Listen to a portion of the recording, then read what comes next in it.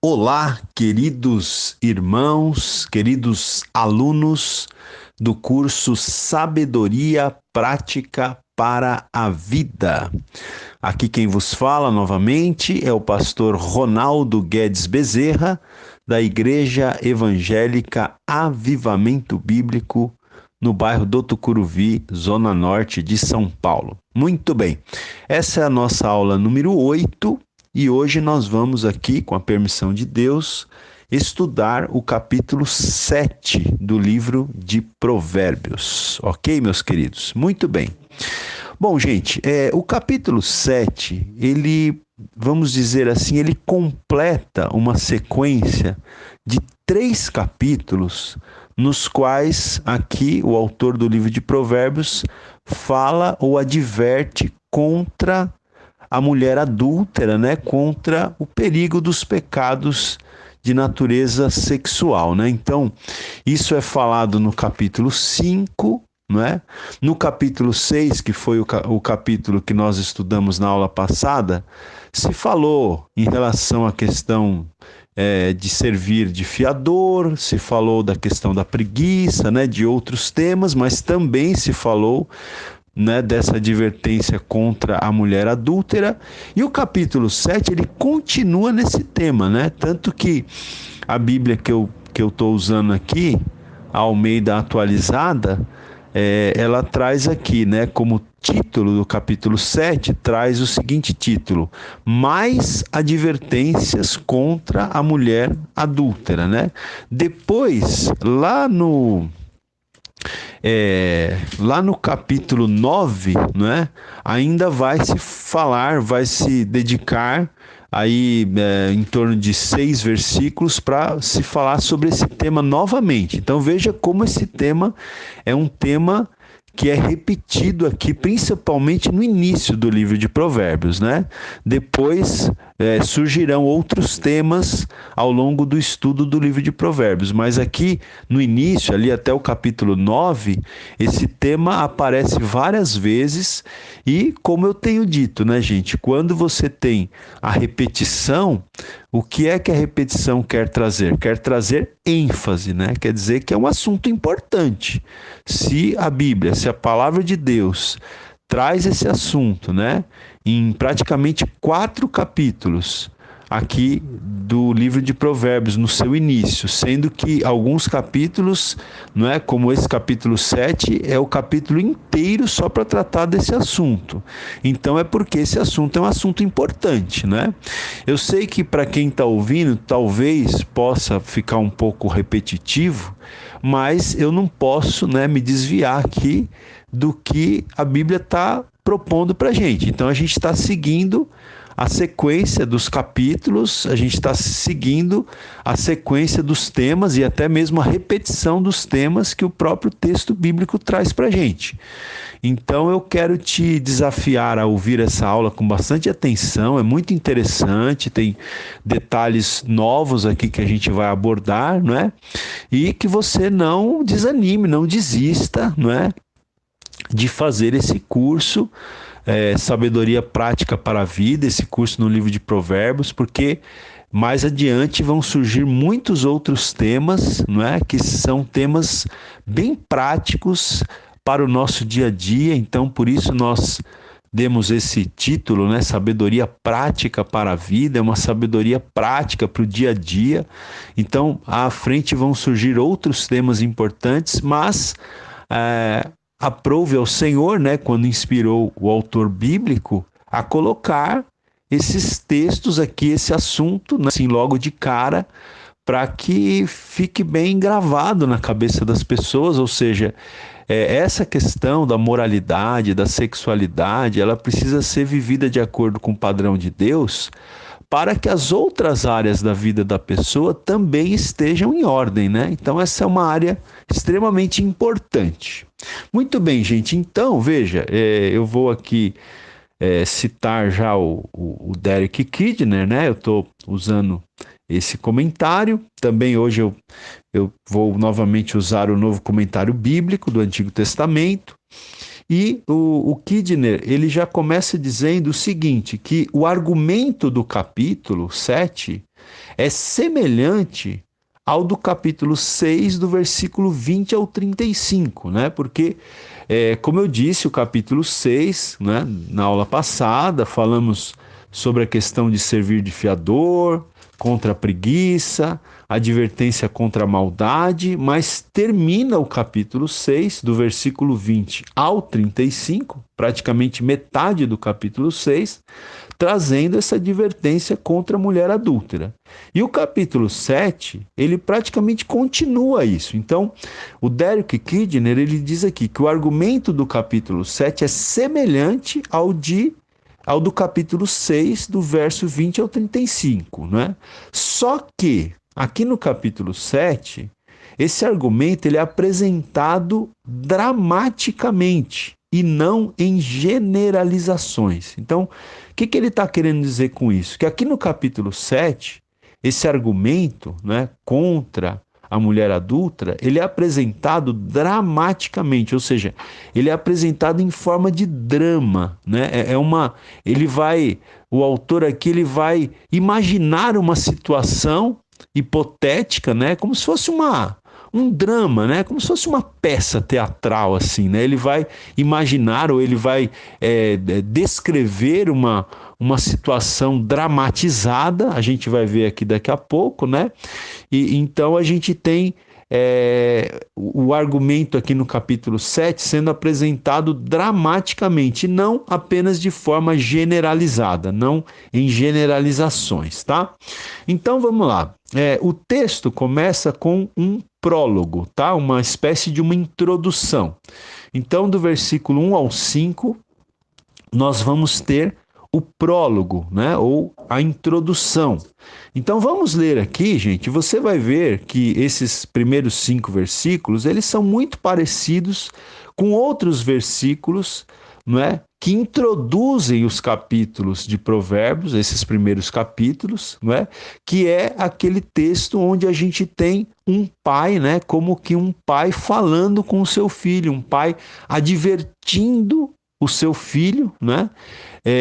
Para que guarde as suas instruções, né? Então, vamos lá. E aqui, né, gente, embora você tenha esse texto colocado dessa forma, né, como que um pai falando ao seu filho, a gente pode dizer que é Deus falando conosco, a gente pode dizer que é a sabedoria de Deus nos advertindo, né?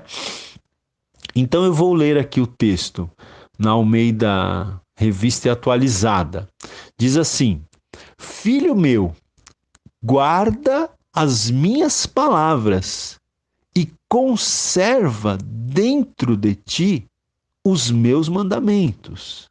Então veja aí, guarda as minhas palavras e conserva os meus mandamentos dentro de ti. Verso 2. Guarda os meus mandamentos e vive, e a minha lei como a menina dos teus olhos. Ata-os aos dedos, escreve-os na tábua do teu coração.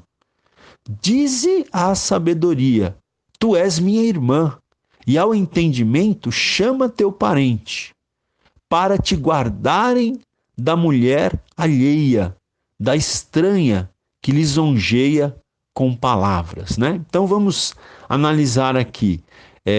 Eu já comentei brevemente o versículo 1, o versículo 2 então diz, né? Olha, guarda os meus mandamentos e vive. Né? Então, quer dizer, se nós guardarmos os mandamentos do Senhor, né? Ou esse pai está dizendo para o seu filho, se você guardar os meus mandamentos, você vai viver, você vai ter vida. Caso contrário, você não vai viver. Né? E diz aqui, guarda a minha lei como a menina dos teus olhos, né, gente? O que é aqui a menina dos teus olhos? Ou seja, essa expressão menina dos olhos é uma referência às pupilas ou à parte mais delicada do olho, tá? Então, não sei se você conhece essa expressão, se você já ouviu essa expressão, mas essa expressão menina dos olhos se refere, né, às pupilas dos nossos olhos, ou seja, a parte mais delicada dos nossos olhos que requer uma proteção especial. Então, aqui a palavra de Deus está dizendo: guarda os meus mandamentos como você guarda a menina dos teus olhos, como você guarda as suas pupilas, a parte mais delicada do seu olho. Veja, se por alguma situação você sentir que os seus olhos estão sendo ameaçados, a nossa reação instintiva não é proteger os nossos olhos? Não é assim que a gente age? Então a palavra de Deus está dizendo aqui que a gente tem que guardar os mandamentos do Senhor, né, a lei do Senhor, da mesma maneira que a gente guarda a menina dos nossos olhos, do mesmo jeito que a gente guarda as pupilas, né, dos nossos olhos, do mesmo jeito que a gente guarda a parte mais delicada dos nossos olhos. É assim que a gente deve guardar a lei do Senhor, é assim que a gente deve guardar os mandamentos do Senhor, né? E o texto continua dizendo ata-os, esses mandamentos, aos dedos, escreve-os na tábua do coração, né? Aqui na Bíblia que eu estou lendo, é uma Bíblia de estudo, tem até uma nota de rodapé que diz o seguinte: é feita alusão às tábuas onde os estudantes escreviam os ensinamentos dos seus mestres, né? Então, na época em que esse livro foi escrito, não existia ainda papel, né, as folhas de papel. Então os estudantes escreviam os ensinamentos dos seus mestres em tábuas, né, em tabuetas, enfim. E aqui está dizendo, né, olha, você tem que escrever os meus mandamentos na tábua do teu coração, né? Ou seja, lá no seu íntimo. Você tem que escrever os mandamentos do Senhor, da sabedoria, né? Lá na tábua do teu coração. Verso 4: dize a sabedoria, tu és minha irmã, e ao entendimento chama teu parente, né? Ou seja, nós temos que considerar a sabedoria, né, figuradamente falando, como a nossa irmã. E o entendimento tem que ser, né, nosso parente. Temos que considerar o entendimento, a sabedoria, como nosso parente. Para quê? Aí, veja que do versículo 1 ao 4 é a exortação, né? Guarda, conserva, não é? Escreve na tábua do teu coração. Para quê? Verso 5: para te guardarem da mulher alheia, da estranha que lisonjeia com palavras, né? Então, aqui os conselhos é para que, no caso, principalmente o homem, o varão, ele seja guardado da mulher alheia. O que é mulher alheia? É a mulher do outro, é a mulher de outro homem, né? Para te guardarem da mulher alheia, da estranha, que lisonjeia com palavras, da mulher imoral, da mulher mal intencionada, que vem, né, com palavras suaves ali, lisonjeando, né, um homem. Aqui no texto a gente vai ver um jovem inocente, né, simples, insensato, que cai na conversa dessa mulher imoral, né? Então, o texto está nos exortando aqui para que a gente guarde os mandamentos do Senhor, para que nós possamos ser guardados dessa mulher imoral, né? Eu vou ler esse texto aqui na Nova Tradução na Linguagem de hoje.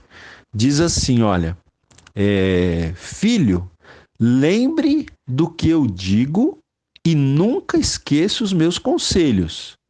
Faça o que eu digo e você viverá. Siga as minhas instruções com o mesmo cuidado com que você protege os olhos. Olha aí. Guarde sempre os meus ensinamentos bem gravados no coração. Trate a sabedoria como sua irmã e o entendimento como seu melhor amigo. Eles conservarão você longe das mulheres imorais, das mulheres de palavras sedutoras, né? Então, gente, é isso. Aqui o Derek Kidner, ele faz um breve comentário aqui desses primeiros 5 versículos, onde ele diz o seguinte, né, que aqui nesses 5 primeiros versículos demonstra-se que o melhor conselho é ineficaz contra a tentação forte, a não ser que seja totalmente assimilado pelo coração e traduzido em hábitos, né? Então veja, o melhor conselho, ele termina sendo ineficaz contra uma tentação muito forte, a não ser que esse conselho seja assimilado pelo coração e traduzido em hábitos, né? em hábitos corretos. Né? Então, veja que esse conselho ele não pode entrar por um ouvido e sair pelo outro. Né? Ele precisa ser assimilado pelo coração e precisa nos levar a ter hábitos corretos. Né? Porque se a gente tem hábitos errados, a gente termina, né? A gente pode, né, cair em tentação ou em tentações. Né? E aí ele continua dizendo aqui que o zelo o zelo por esse conselho deve ser tão sensível como se cuida da menina dos olhos, né? O zelo por esse conselho que nos é dado deve ser tão sensível como se cuida da menina dos olhos, né? Da pupila dos olhos, como a gente já comentou agora há pouco. Aula 8, áudio 2. O Novo Comentário Bíblico também faz um breve comentário aqui sobre esses 5 primeiros versículos, dizendo o seguinte, olha que interessante. O problema da imoralidade tem solução. Qual que é a solução? Guarda os meus mandamentos como a menina dos teus olhos. Né? Então, qual que é a solução para o problema da imoralidade? A gente sabe que nós vivemos dias muito difíceis, né, gente? Em que nós sabemos que a imoralidade, inclusive, ela não existe apenas de maneira real, mas ela existe também de maneira virtual hoje, né? Com a internet, existem muitos sites, né, imorais, pornográficos, existe muita pornografia aí na internet, né? Então, é algo que está muito fácil, tá um toque de botão aí, de um toque da tela do nosso celular. Então, a gente tem que ficar muito atento a isso. Então, o problema da imoralidade tem solução. Qual que é a solução? Guarda os meus mandamentos como a menina dos teus olhos, né? Então, o comentário continua dizendo aqui, as pessoas devem guardar as palavras sábias como protegem a pupila dos seus olhos, ok? Muito bem, vamos seguir aqui. Então, bom, a gente leu até o versículo 5. Do versículo 6 ao 23... Então nós temos o drama propriamente dito. Lembra que a gente falou que o argumento do capítulo 7, ele é apresentado dramaticamente, ou seja, de forma dramatizada, tá? Então o drama é apresentado do versículo 6 ao 23. E esse drama, ele é dividido em 4 partes, né? Segundo aqui o Derek Kidner. Então, no versículo, ou nos versículos de 6 a 9, é descrita a vítima, ok? A gente já vai ver isso. Dos versículos 10 a 12, é descrita a caçadora.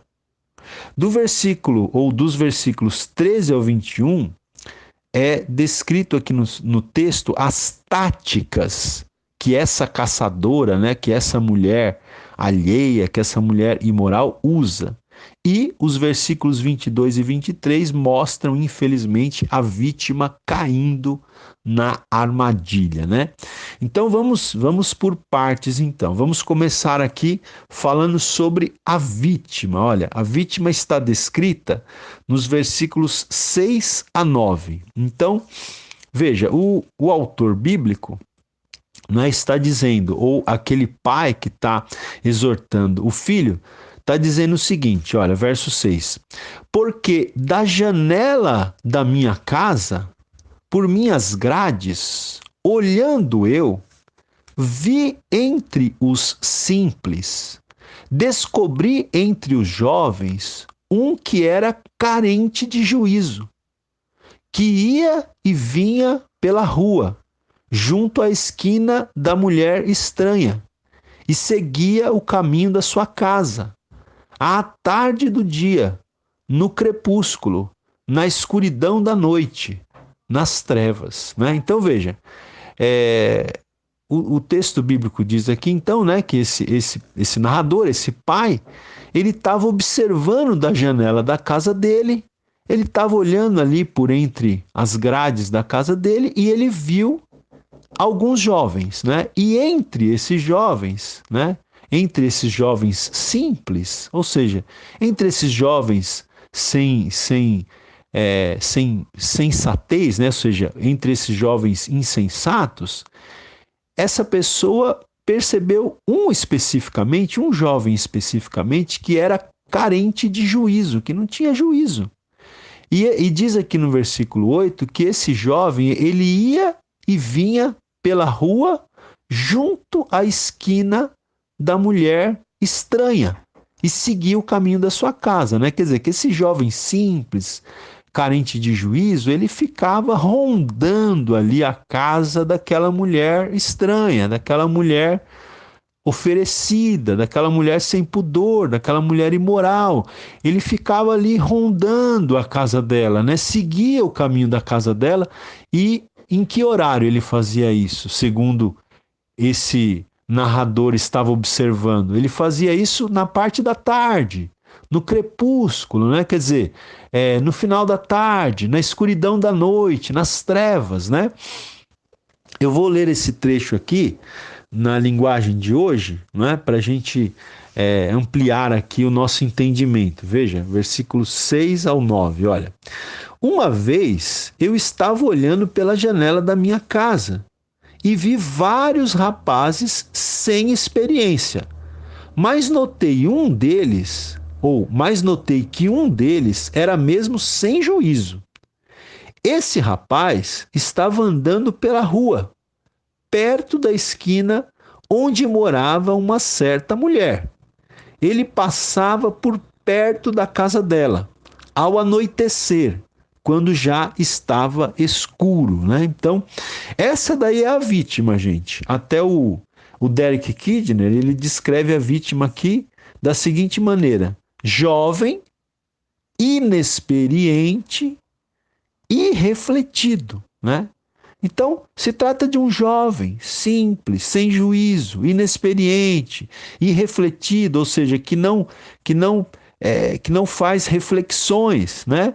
Ou seja, é precisamente do tipo que precisa de ser armado com sabedoria. O jovem descrito aqui no texto é precisamente o tipo de jovem, o tipo de pessoa que precisa ser armado com sabedoria, que precisa desesperadamente obter sabedoria, né?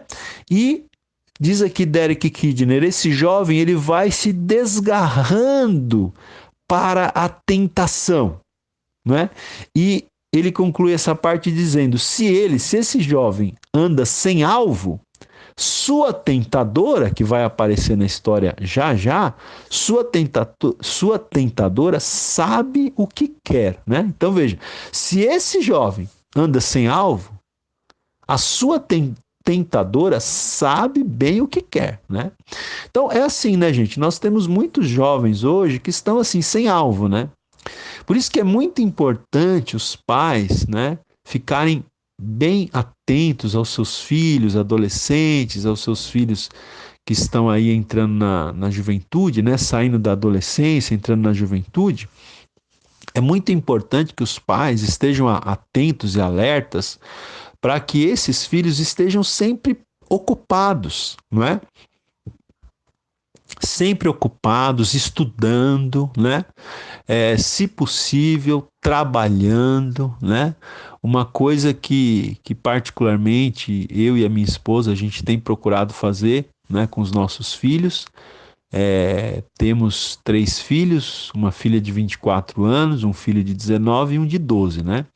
Então, o de 12 está apenas estudando por enquanto, né? Mas os dois mais velhos, a gente já tentou incentivá-los a começar a trabalhar o mais rápido possível, né? Mesmo que antes de estudar, né? Para que eles já tivessem, mesmo que antes de estudar, eu quero dizer na faculdade, né? Obviamente, eles terminaram o ensino médio, né? Mas ainda que não entrassem na faculdade imediatamente, né?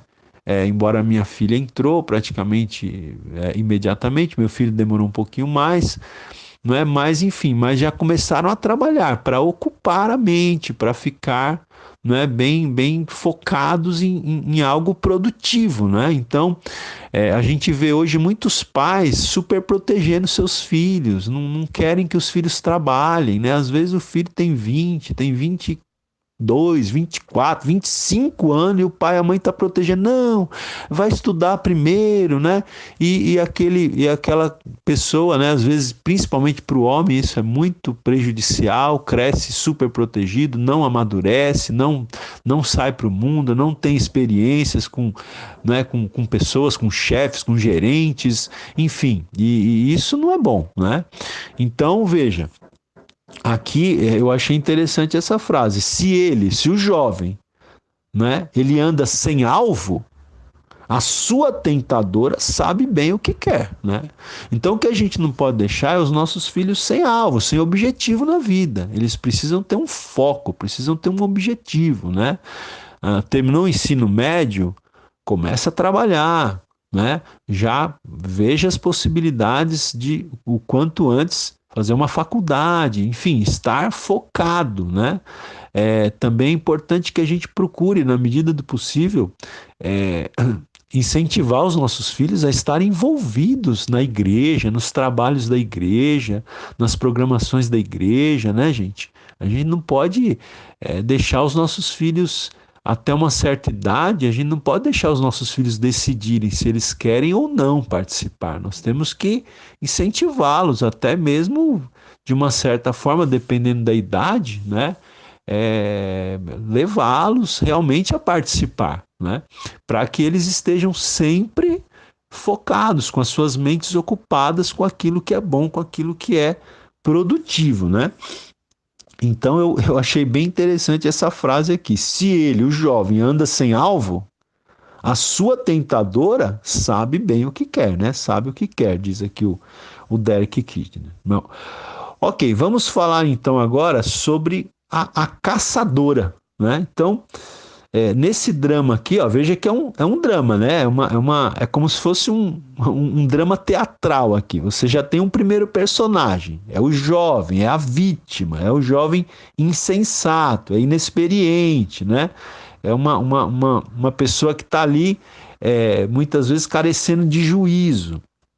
Agora, a segunda personagem desse drama aqui, dessa dramatização, é a caçadora. Né? Então vamos ver aqui, versículo 10 a 12, né? Versículos 10 a 12. Então diz assim, ó: eis que a mulher lhe sai ao encontro, né? Então o rapaz, o jovem ali desavisado, ele estava ali andando em torno da casa daquela mulher, no final da tarde, né? Aí, verso 10, eis que a mulher lhe sai ao encontro, com vestes de prostituta e astuta de coração. É apaixonada e inquieta, cujos pés não param em casa. Ora está nas ruas, ora nas praças, espreitando por todos os cantos, né? Então, essa daqui é a caçadora. Ela está à caça de vida inocente, né? Então, o texto diz aqui que a mulher, né, o narrador, ele tá descrevendo aquilo que ele observou da janela da casa dele. Então, a mulher percebeu que tinha um jovem ali indefeso, um jovem simples, que não tinha juízo, que estava ali rondando a casa dela. O que ela fez? Ela foi ao encontro desse jovem. E ela foi com vestes de prostituta e astuta de coração, né? Até o Derek Kidner diz aqui que o texto fala tanto né, externamente quanto internamente dessa mulher. Então, externamente, ela veste-se para conquistar, porque ela estava com vestes de prostituta. O que são vestes de prostituta? Vestes insinuantes. Ela estava com roupas assim sensuais, né? Com roupas insinuantes. Então, ela foi ao encontro desse jovem com vestes de prostituta. Ou seja, vestiu-se para conquistar externamente. E internamente, o que diz o texto? Que ela era uma mulher astuta de coração, uma mulher sagaz de coração, né? Ou seja, internamente ela guardava suas intenções. E até o Derek Kidner aqui, ele diz também algo interessante, né? Ele diz o seguinte: a luta será desigual. Uma luta desigual, né? Porque você tem uma mulher sedutora, uma mulher astuta de coração, uma mulher que sabe bem o que ela quer, e você tem um jovem insensato, um jovem sem juízo, um jovem inexperiente. Quer dizer, a luta vai ser totalmente desigual, conforme relata aqui o Derek Kidner. Aula 8, áudio 3. Muito bem, quero ler esse trecho também que fala sobre a caçadora, né? Essa mulher imoral que é apresentada aqui como uma caçadora. Aqui na linguagem de hoje, diz assim, olha: e aconteceu que essa mulher foi encontrar-se com ele, né? Com aquele jovem desavisado, vestida como uma prostituta e cheia de malícia. Ela era espalhafatosa e sem vergonha, e estava sempre andando pelas ruas. Ficava esperando em alguma esquina, às vezes numa rua, outras vezes na praça, né? Então, essa mulher é descrita aqui, né, como uma mulher cheia de malícia, né? Espalhafatosa, sem vergonha, sempre andando pelas ruas, né? Como que à busca de uma caça preciosa, né? Ficava esperando em alguma esquina, às vezes numa rua, outras vezes na praça. Bom, agora, gente, dos versículos 13 ao 21, ainda nessa dramatização que o capítulo 7 nos apresenta, do versículo 13 ao 21, a gente vai ver as táticas que essa mulher usa, né? O Derek Kidner, ele até aponta 5 táticas aqui que eu vou depois descrever para vocês com calma, né? Mas primeiro eu vou ler aqui do 13 ao 21, né? Aqui é um grupo de versículos razoável, mas vamos ler de uma vez só para a gente pegar aí o contexto, depois a gente vai comentando. Então veja, ó, verso 13, né? Aproximou-se dele, essa mulher imoral, aproximou-se do jovem, né? Aproximou-se dele, o beijou e de cara impudente lhe diz: sacrifícios pacíficos tinha eu de oferecer, paguei hoje os meus votos. Por isso, saí ao teu encontro, a buscar-te, e te achei. Já cobri de colchas a minha cama, e de linho fino do Egito de várias cores. Já perfumei o meu leito com mirra, aloés e cinamomo. Vem, embriaguemo-nos com as delícias do amor até pela manhã. Gozemos amores.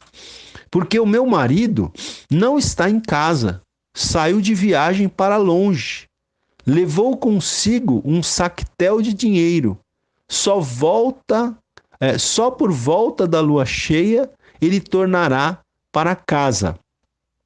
Seduziu-o com as suas muitas palavras, com as lisonjas dos seus lábios o arrastou, né? Então, tá aqui as táticas, né, dessa mulher.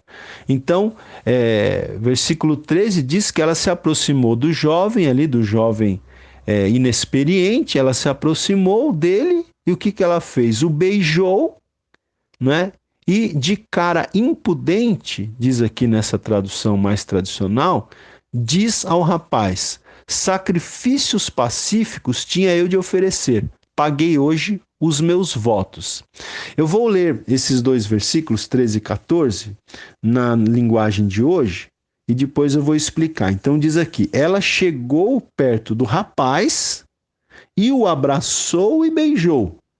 Então, com um olhar atrevido, né? Na outra tradução diz, né, com cara impudente, aqui na linguagem de hoje diz, com um olhar atrevido, disse: paguei hoje os meus votos, e a carne da oferta de paz está comigo, né? Então veja, gente, as 5 táticas que essa mulher usa. Primeiro, né, a primeira tática, como diz aqui o Derek Kidner, em primeiro lugar, vem o tratamento de choque, né? Então ela já chega com um tratamento de choque, né? Abraçando, beijando, né? O rapaz, né? O rapaz já estava ali rondando a casa dela, ela percebe, então ela chega abraçando, beijando, né?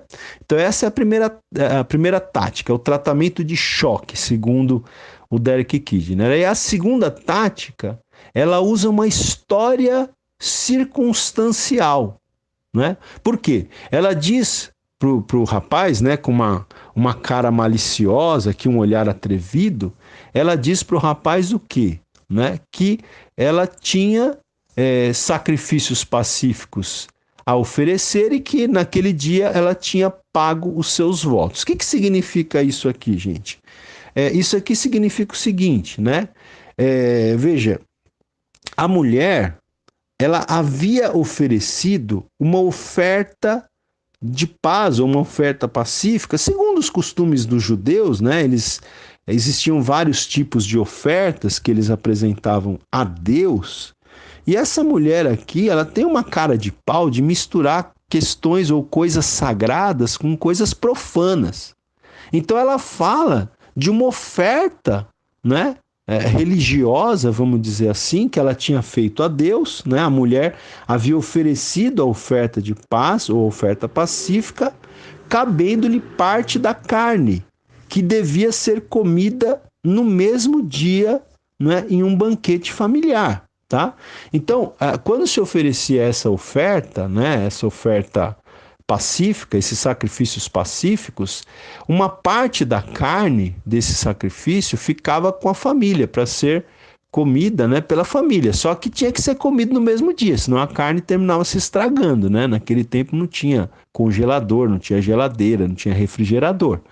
Então, a segunda tática dessa mulher é a seguinte: ela apresenta para esse jovem inexperiente uma história circunstancial. Ou seja, hoje é um dia especial, hoje é um dia de celebração. Nem se pode pensar em recusar a oferta, né, que ela estava fazendo ali para o rapaz. Por quê? Porque a carne do sacrifício era para ser comida naquele dia, né? No Novo Comentário Bíblico, diz o seguinte, olha, o Novo Comentário Bíblico diz o seguinte: uma das estratégias dessa mulher é convidar esse jovem inexperiente para um banquete que teria como cardápio parte da oferta que ela apresentara ao Senhor como sacrifícios pacíficos. A carne do sacrifício tinha de ser comida no mesmo dia, não é? Estes preparativos, agora olha esse comentário, estes preparativos e esse convite seriam aceitáveis entre uma esposa e seu marido, né? Entre uma esposa e seu marido, esse convite e esses preparativos seriam aceitáveis, inclusive seriam honrados por Deus. Isso entre a esposa e o marido. Porém, no caso da mulher imoral, né, é nada menos do que pura perversidade, né? E o Derek Kidner também, ele fala aqui, ele usou uma frase interessante que eu grifei aqui, que é o seguinte: esse texto ele termina apresentando a secularização descarada da religião, né? Ou seja, mistura-se aqui coisas sagradas com coisas profanas, né? A mulher fez um sacrifício a Deus, mas queria comer a carne que restou daquele sacrifício, ao invés de comê-la com seu marido, ela queria comer com um amante, né? Com uma pessoa ali que ela tenta seduzir. Então nós temos aqui a secularização descarada da religião. Acontece isso muito hoje em dia, né, gente? As pessoas misturando coisas espirituais, coisas sagradas, com coisas profanas, né? A gente tem até aí nas redes sociais, tem uma frase que eu leio de vez em quando, que é bem interessante, né? Que diz assim, que Deus não destrói um casamento para construir outro, né? Porque hoje em dia as pessoas se casam, não é? E elas, então, se separam, muitas vezes pessoas cristãs, né? Eu estou falando de gente evangélica ou supostamente evangélica, gente que cresceu na igreja, que foi criado na igreja. A pessoa se casa, né? Aí depois a pessoa se separa, casa com outra pessoa e diz que foi Deus que preparou, né? Quer dizer, fica uma confusão, é como se Deus destruísse uma família para construir outra. Isso não tem muito sentido, né? Então, a gente precisa realmente perceber que, infelizmente, hoje em dia você tem uma secularização descarada da religião. As pessoas usam, né, argumentos religiosos para fazer coisas totalmente fora da vontade de Deus. É isso que essa mulher sedutora estava fazendo aqui. Ela estava...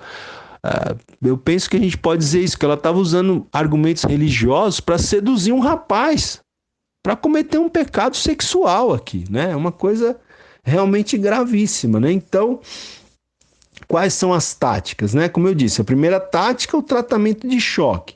Beijo, abraço. A segunda tática, ela conta uma história circunstancial, ou seja, é um dia especial, é um dia de celebração. Eu já ofereci as minhas ofertas, a carne, a parte da carne da oferta que sobrou para mim está aqui, tem que ser comida hoje.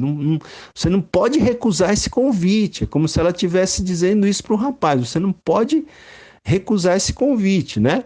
A terceira tática é a lisonja, ou seja, é exatamente ele que ela estava procurando. Então ela joga para cima do rapaz aqui uma conversa de que era exatamente ele, especialmente ele, aquele jovem que ela estava procurando, quando possivelmente não era verdade, né? Ela estava à busca de uma caça preciosa. Como aquele jovem estava dando sopa, então foi ele. Mas ela lisonjeia, né? Ela massageia o ego do rapaz. E ela diz então no versículo 15, olha: por isso saí ao teu encontro, a buscar-te, e te achei. Achei você, eu queria você, eu achei você. Então, a terceira tática aqui é a lisonja, né? E aí, qual que é a quarta tática que essa mulher usa? É o apelo sensual. É o apelo sensual, né? Então ela diz aqui, olha: já cobri de colchas a minha cama, né? Eu já cobri a minha cama de linho fino do Egito, de várias cores. Eu já perfumei o meu leito. E aí ela fala os nomes aqui dos perfumes que ela usou: mirra, aloés e cinamomo. Vem! Embriaguemo-nos com as delícias do amor até pela manhã, gozemos amores, né? Então, aqui é o apelo sensual. A quarta tática que ela usa é o apelo sensual, né? E aí, finalmente, a quinta tática que ela usa é a certeza de não haver perigo, né? A certeza de não haver perigo. Por quê? O que ela diz para o rapaz nos versículos 19 e 20? Ela diz assim: porque o meu marido não está em casa. Olha aí, a certeza de não haver perigo, né? O meu marido não está em casa, saiu de viagem para longe, levou consigo um sactel de dinheiro, um saco de dinheiro.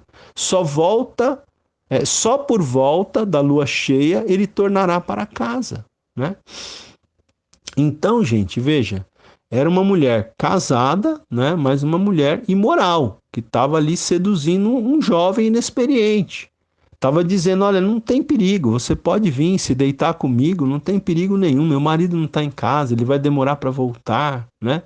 E o Derek Kidner, ele diz aqui que o apelo inteiro é reforçado com um dilúvio de palavras, né? Então ela usa um palavrório ali para seduzir esse jovem inexperiente, né, gente? Então, olha que coisa, é impressionante esse texto, né? Às vezes as pessoas que não têm muito conhecimento bíblico podem até ficar admiradas de que um texto desse esteja na Bíblia, né? Mas esse texto está sim na Bíblia, mas esse texto está aqui na Bíblia com o objetivo de nos prevenir, né? Quanto ao pecado sexual ou sensual, né? Então veja, como eu tenho dito em todas as aulas, primariamente falando, esse texto ele é dirigido aos homens, né? Ele é dirigido aos homens. Mas eu penso que nós podemos aplicar também às mulheres. Você veja que o texto bíblico está nos prevenindo, está nos alertando quanto a pecados de natureza sexual, né? Ou seja, que a gente tem que ficar muito atento para não cair nesse tipo de pecado, porque o capítulo aqui vai terminar mostrando as consequências desse tipo de pecado. E nós vamos ver isso daqui a pouquinho a seguir. Aula 8, áudio 4. Então, queridos, depois de usar todas essas táticas, né, o texto bíblico diz assim, né, que essa mulher seduziu, então, aquele jovem inexperiente com as suas muitas palavras. Verso 21, olha. Seduziu-o com as suas muitas palavras. Com as lisonjas dos seus lábios, o arrastou, não é? Então, eu quero ler aqui a mulher, ela termina então com as suas palavras, ela termina seduzindo, ela termina arrastando o rapaz para a casa dela, né? Para a cama dela, né? E aqui eu queria ler essas palavras aqui das táticas, né? Ou seja, os versículos 13 a 21, eu quero ler na linguagem de hoje, né?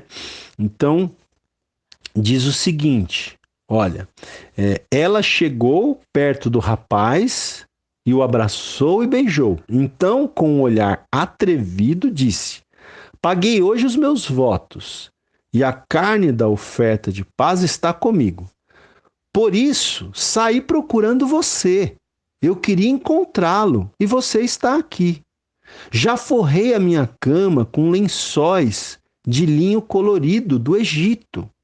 Eu a perfumei, né, a cama, com mirra, aloés e flor de canela.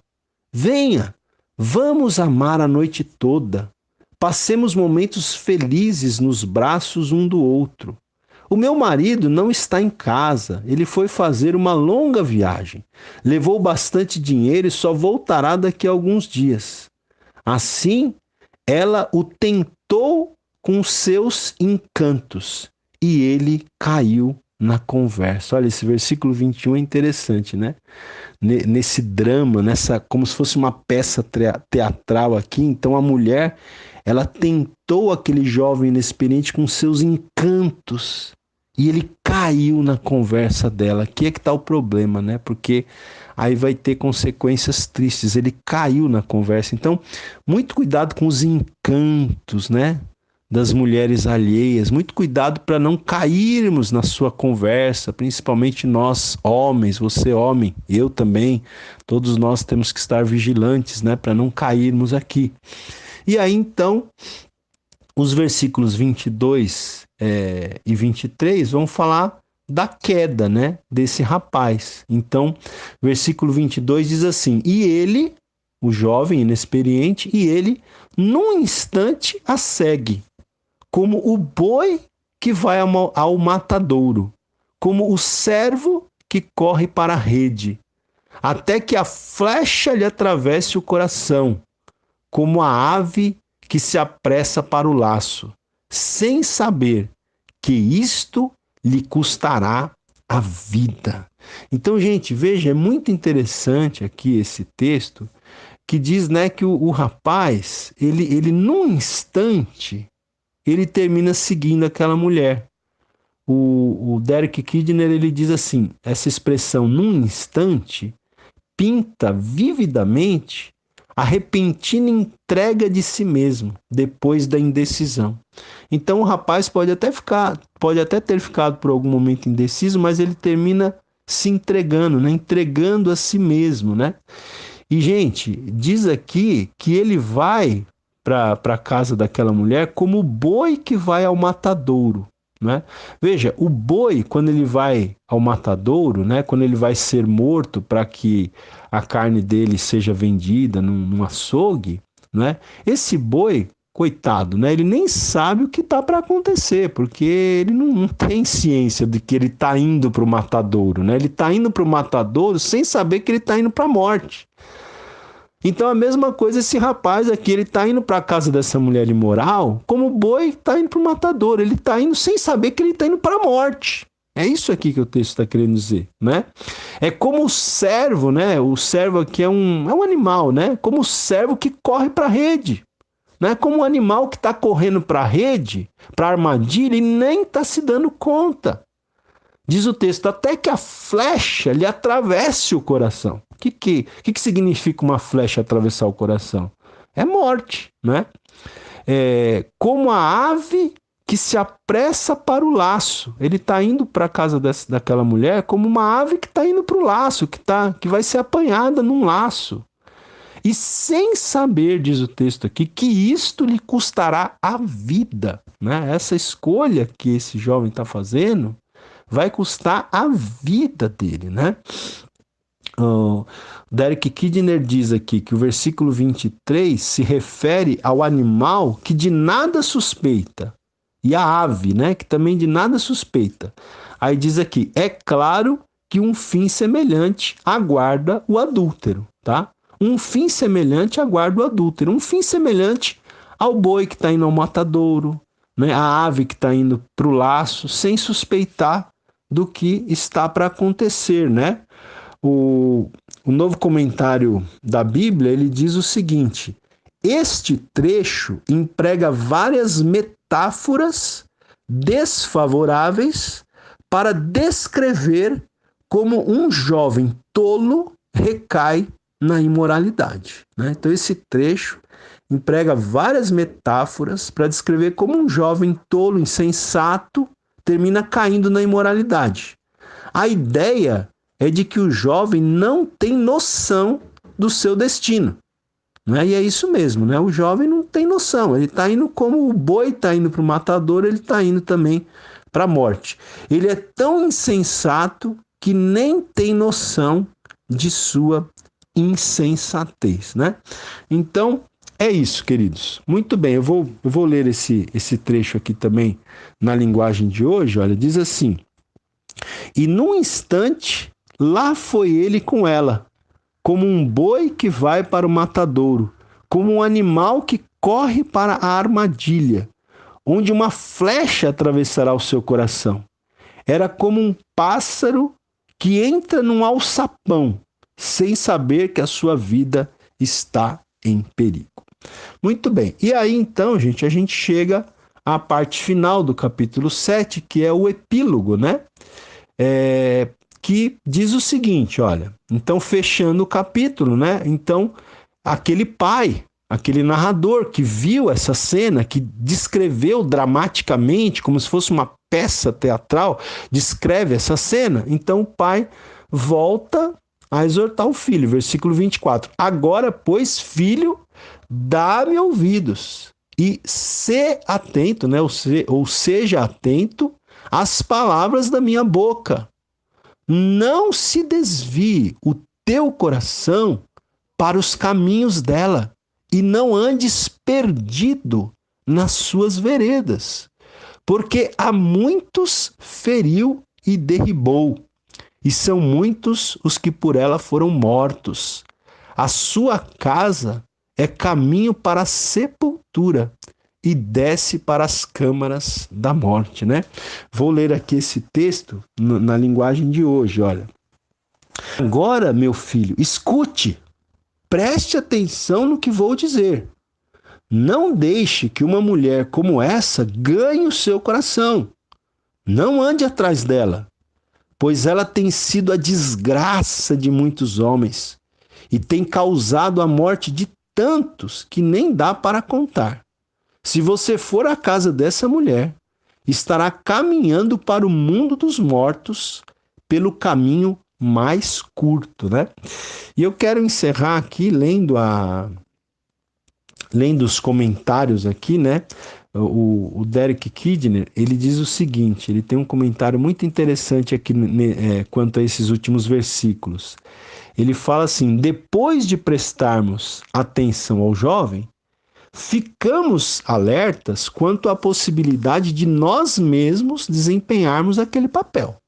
Então, não é só o jovem inexperiente que está correndo perigo aqui, né? Depois de prestarmos atenção ao jovem, ficamos, todos nós, alertas quanto à possibilidade de nós mesmos desempenharmos aquele papel que aquele jovem inexperiente, sem juízo, desempenhou. Então aqui, o Derek Kidner, ele diz aqui que nesses versículos finais aqui, a defesa é tríplice. Ou seja, nós temos 3 formas de se defender aqui desse tipo de pecado, né? Primeira forma, guarde a sua mente, o seu coração. Veja aqui, olha, o versículo 25. Não se desvie o teu coração para os caminhos dela. Então, primeiro segredo aqui para você se defender contra esse pecado é guarda o seu coração, a sua mente. E isso nos lembra aquele versículo chave de Provérbios, que eu tenho repetido várias vezes, que está no capítulo 4, versículo 23, que diz, né? Sobre tudo o que você deve guardar, guarda o teu coração, porque dele procedem as fontes da vida, as saídas da vida. Acima de dinheiro, acima de qualquer coisa, sobre tudo o que você deve guardar, você tem que guardar o teu coração. E coração ali significa, não é? Significa mente, significa vontade, significa emoções. Guarda o teu coração, o teu interior, tá? Então a primeira defesa aqui, você tem que guardar a sua mente, o seu coração. Não dê trela no seu coração, na sua mente, não dê espaço, não dê corda para esses pensamentos, para essas seduções, né? Então, primeiro, guarde o seu coração. Segundo, fique longe, né? Fique longe, literalmente, não somente em pensamentos, porque o versículo 25 diz, olha, não andes perdido nas suas veredas, né? Ou, vou ler o versículo 25 todo, olha, não se desvie o teu coração para os caminhos dela, e não andes perdido nas suas veredas, ou seja, desculpa aqui, eu vou usar uma expressão popular, rapa fora, não é? Ou seja, fique longe. Não fica ali perto, como esse rapaz insensato que ficou rondando a casa daquela mulher, né? No nosso caso, não vamos ficar rondando, não vamos ficar com muita amizade, né? Principalmente nós homens. Se a gente percebeu que é uma mulher sedutora, é uma mulher imoral, é uma mulher sem pudor, não fica com muita coisa, não fica com muita brincadeira, não fica muito perto, não fica com muita conversa. Você tem que se afastar desse tipo de mulher, não é? Então fique longe, né? Literalmente falando, não apenas em pensamentos, os seus pensamentos devem estar longe, mas você, literalmente falando, também deve estar longe, né? E a terceira defesa é o seguinte: olhe para além dessa mulher, vendo os sinistrados e as câmaras da morte, né? Ou seja, olhe para além dessa mulher, vendo aqueles que já foram suas vítimas, vendo, né, o caminho da morte para o qual essa mulher conduz, né? Porque o texto diz aqui, olha, versículo 26, porque a muitos essa mulher feriu e derribou, e são muitos os que por ela foram mortos. A sua casa é caminho para a sepultura e desce para as câmaras da morte, né? Então, a pergunta é, você quer ir para a sepultura? Você quer ir para as câmaras da morte? Não é? Não, eu acredito que não. Então, o segredo é, se afaste dessa mulher. Olhe para além dela. né? Porque, como a gente fala, no momento ali do prazer, é bom, claro, a carne gosta e agradece no momento do prazer. Mas a gente tem que olhar para o que vem depois, né? Para o além, né? O além daquela mulher, o que vem além daquele relacionamento, né? Vendo as vítimas e o caminho que infelizmente termina levando para a morte. Ok, meus queridos, então nós estamos aqui encerrando mais uma aula, né? Eu quero te incentivar nesse finalzinho aqui, quero pedir para você nos seguir aí, né, nas redes sociais, tá bom? Eu estou no Instagram, né? Você pode me procurar lá, Ronaldo Guedes Bezerra, né? Tudo em letras minúsculas, né? Bezerra com S. A gente também tem uma página no Facebook. Se você puder curtir a minha página, eu agradeço muito. Você procura lá no Facebook, Ronaldo Guedes Bezerra, né? Você vai encontrar a minha página. Se você puder curtir, a gente coloca diariamente lá mensagens, né? Banners bem legais, com mensagens bem legais. Então, curta lá a minha página no Facebook, né? Também estou no Twitter, Ronaldo G Bezerra, sendo que R maiúsculo, G maiúsculo e B maiúsculo, Ronaldo G Bezerra no Twitter, tá? E também, gente, a gente tem um blog, tá? Eu tenho um blog. Você pode entrar no Google e digitar blog do pastor Ronaldo Guedes Bezerra, né? E você vai encontrar o meu blog, também chamado de Cristianismo Total. E nesse blog você tem diversos esboços de sermões, de estudos bíblicos que eu prego, que eu ensino, que eu levo em várias igrejas, né? Tem outros artigos, um blog muito frequentado, a gente já tem aí quase 4 milhões de acessos nesse blog, aí nesses 10 anos que a gente tem o blog, tá? E temos também o site, tá bom? Você pode visitar o nosso site www.ronaldoguedesbezerra.com.br, sempre lembrando que o meu Bezerra é com S, ok? Então, você tem essas opções aí para se conectar conosco, tá bom? E temos também o nosso canal do YouTube, tá? Se você entrar lá no site do YouTube e digitar o meu nome, Ronaldo Guedes Bezerra, você vai encontrar o meu canal e todas as aulas de sabedoria prática para a vida, bem como os outros cursos que eu ministrei, panoramas do Velho e Novo Testamento, estão lá. Se você tiver interesse em fazer as aulas de Velho e Novo Testamento, estão todas lá no meu canal do YouTube, tá bom? Então, peço que você nos visite aí nessas plataformas, nessas redes sociais e também que você possa, por gentileza, divulgar o nosso trabalho, compartilhar essas aulas, né? Aquilo que a gente manda para vocês, as mensagens, os links das mensagens no Facebook. Compartilhe, né? Com seus amigos, com seus irmãos em Cristo, até mesmo com pessoas não evangélicas, porque também é uma forma de evangelização. Deus abençoe você e até a próxima aula, permitindo Deus.